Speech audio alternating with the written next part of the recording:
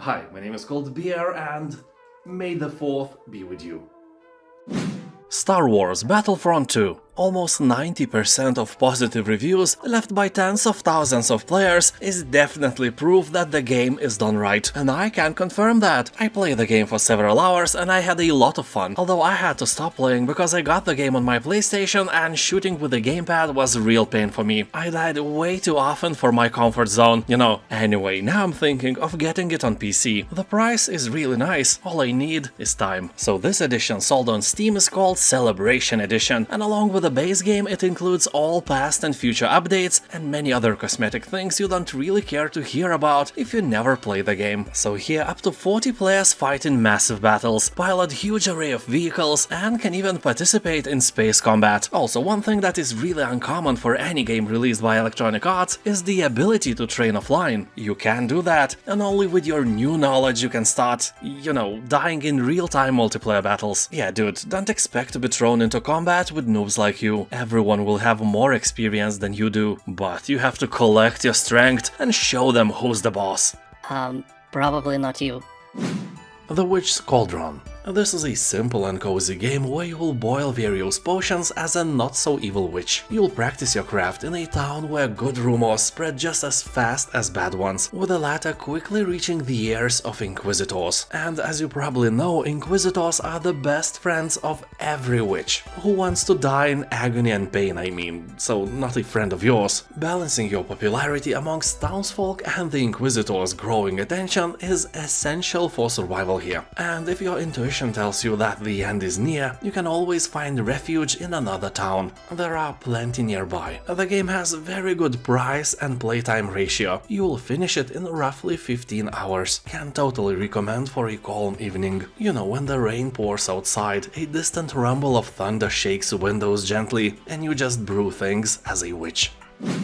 Blacksad. This is a gloomy game set in a New York City of the 1950s in a world of anthropomorphic animals. You will play as Blacksad, a private detective, and will have to untangle the secrets of a mysterious disappearance. This sinister case will take you to the darkest, most dismal depths of New York, where you will immerse yourself in a eerily dark adventure. Game is based on comic books, but if you don't know them, it's not a problem. It's probably even better to not have any untimely bias. People on Steam are saying that this is a very interesting game with a satisfying deduction mechanic, probably one of the best among other detective games, although keep in mind that the game is short, it will take you about 9 hours to finish it. Dead Space.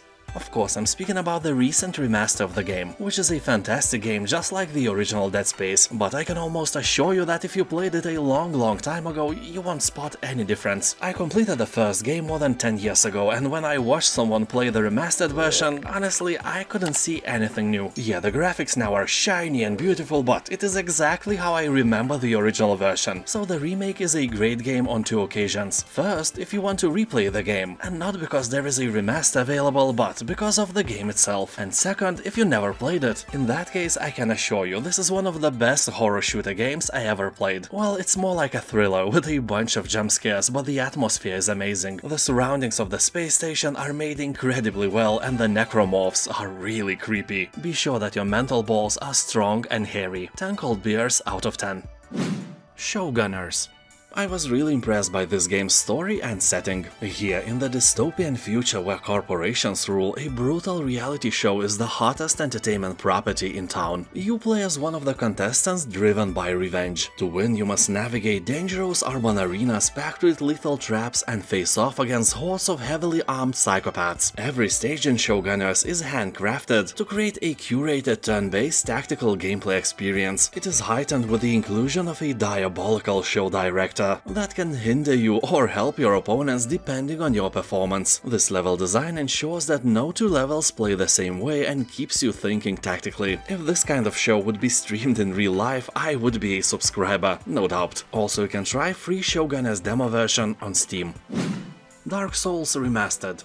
I don't know if there is anyone who has never heard about the game, but I know that there are plenty of people who have never tried it. You know, because of the fear that the game is too difficult, people are deliberately cutting themselves from this amazing experience. And they are absolutely right. Mental health is not something we have a lot these days, so if you don't have masochistic tendencies and find dying over and over again uninteresting, the game is not for you. But maybe you need a challenge. Maybe you lack some achievement in your life and completing Dark Souls Remastered is the thing that will finally raise your self-esteem. You know, then you could tell every friend of yours that you have beaten Dark Souls and they will be like, Wow, really nice, wow. Usually they will never ask you that, but you will tell them anyway. People who complete a Dark Souls are vegans of the gaming world. There is no way that you finish the game and never told that to anyone.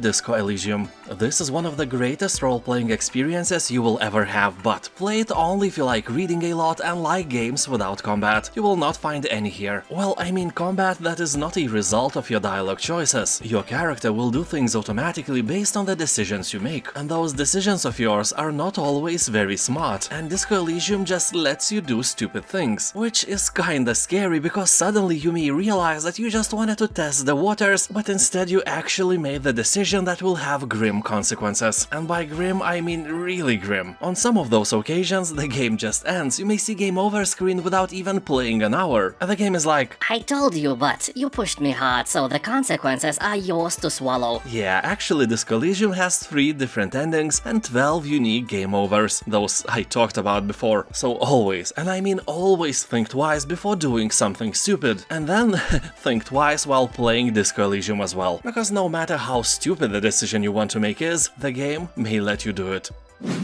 Bulwark Evolution, Falconeer Chronicles. You will create your own fortified settlements within the haunting and eye-catching landscapes. The core gameplay is focused on wildly building across the rocky cliffs and crags of the world. Light resource management and story elements bring your creation to life, while giving a voice to its inhabitants and allowing you to expand it with exotic new build options. Also, it's not just a simple city builder. The threat is real and the battles will be glorious here. Don't ask why, just look, you will be fighting dragons with airships. How cool is that? The game itself is a spin-off of the Falconeer, a beautiful air combat game created by a solo developer, and this city builder is definitely worthy of your attention.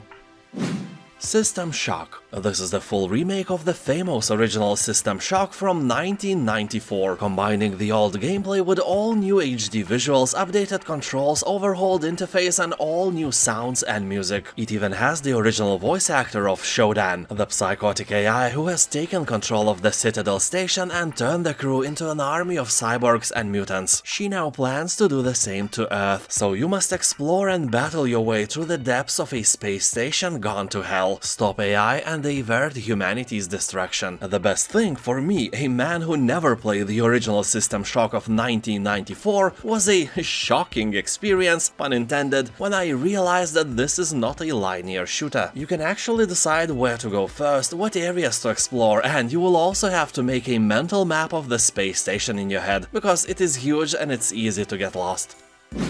Card Shark. Something really refreshing this time. Card Shark is an adventure game full of cunning, intrigue, and delectable deceit. You will enter a world where you will need to play your opponents better than you play your cards. For example, when I play cards, I often cheat. For me, not winning is not an option, that's why I never play cards with strangers. You know, I avoid getting shot. But in this game, everything is way more serious. You will have to cheat your way to the top of 18th century French society. Master deceptions using card marking, false shuffles, deck switching, false deals, and more. Use your ill-gotten gains to buy your way into the closed world of high stakes, or even to a table of a king himself. And yeah, please don't get caught while cheating a king. Sable. Here you'll embark on a unique and unforgettable journey and guide Sable through her gliding, which is a rite of passage that will take you across vast deserts and mesmerizing landscapes capped with the remains of spaceships and ancient wonders. You'll explore the dunes on your hoverbike, scale monumental ruins and encounter other nomads as you unearth mysteries long forgotten and discover what you're hiding behind your mask. The game is single player only and you can already see that it is a work of art. There is a lot in this world just waiting to be discovered and explored.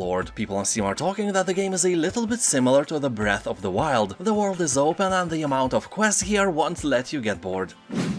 Star Wars Jedi Fallen Order.